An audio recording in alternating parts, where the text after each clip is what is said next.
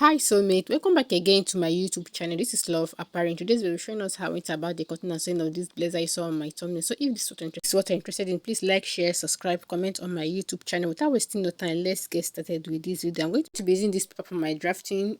I have marked 2 inches serves as my starting line and my shoulder line. From the 2 inches, I mark my chest line, my half length. From my half length, I came down with 9 inches to mark my hip line. After that, I take my tape up to the 2 inches and mark the length of my blazer plus allowance. So I'll go ahead and rule the lines. After labeling the lines, on my shoulder line, I divide my shoulder by 2 and mark. On my chest line, I place my shoulder divided by 2. I will go ahead and rule the lines. After ruling the lines, I came in with 3 inches to mark my neck width, and I came down with 1.5 inches to mark my neck depth. I'm marking the back pattern first. So I will rule it this way to connect my neckline. I came down with 1 inches to mark my shoulder slope. From my shoulder slope, I connect to get my midpoint.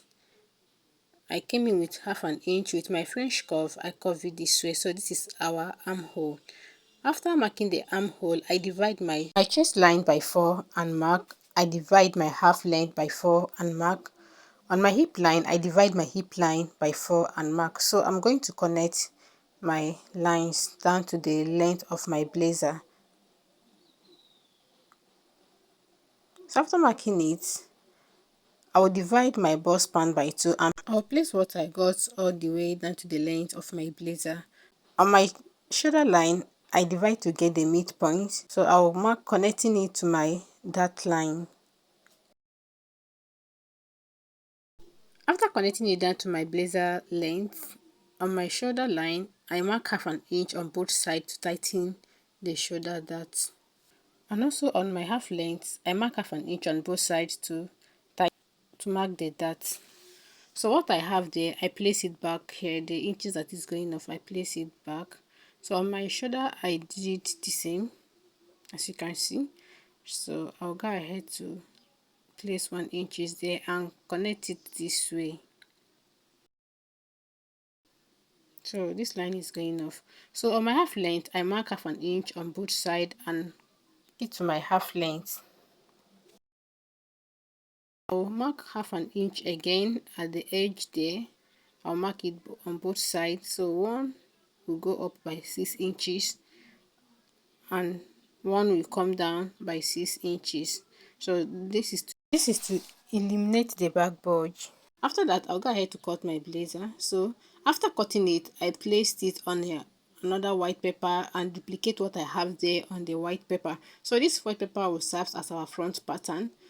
And also, when marking your front pattern, after indicating it, make sure you have enough space at the top and beside it. So from the shoulder, I came in with 3 inches. You can make it 4. So from there, 4 inches, I came down with 1 inches. So I'm going to mark a slight line this way. After that, I went up from my shoulder with 4 inches. You can make it 4.5 and mark a straight line down below. So behind it, I came out with 1/2 inch.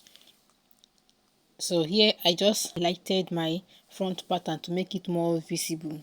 Came out with 1.5 inches. You can make it 2 inches depending on what you want and mark a straight line down to the length of your blazer. At the front neckline, I came out with 1 inches, so I will mark a straight connecting the dot. I will connect it to the 1.5 inches at my half length this way. So this serves as our lapel. I'll insert my slight line below. So here I came down with 4 inches. Like I said, you can come down with 3.5 or 4 inches. So I will highlight the line.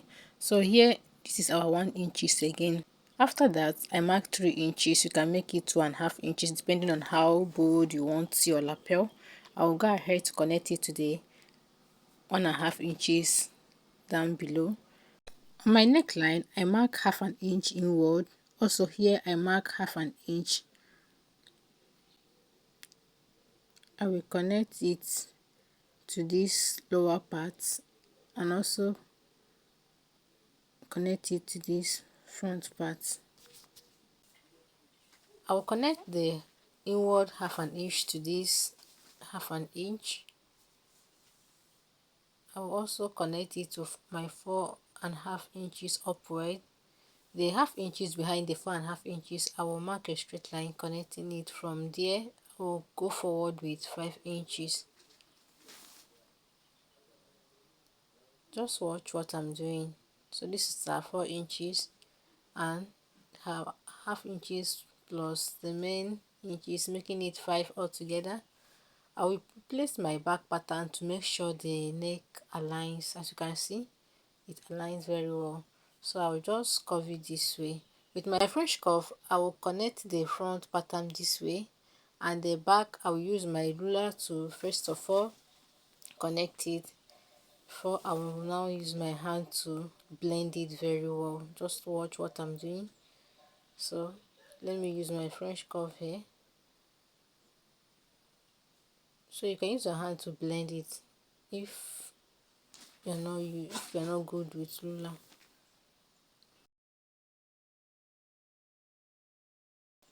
So this line will be going off. So after that, I mark my dart just the way we did on the back pattern. I will go ahead. On my shoulder, I get my midpoint. I marked it. So I'll connect my line down to the length of my blazer and also connect it to the midpoint. I tighten my shoulder line by 1/2 on both sides. I did the same on my half length. Also, I will connect the lines. After marking my darts, I went ahead to cut my yoke. I will keep it aside and cut my pattern paper.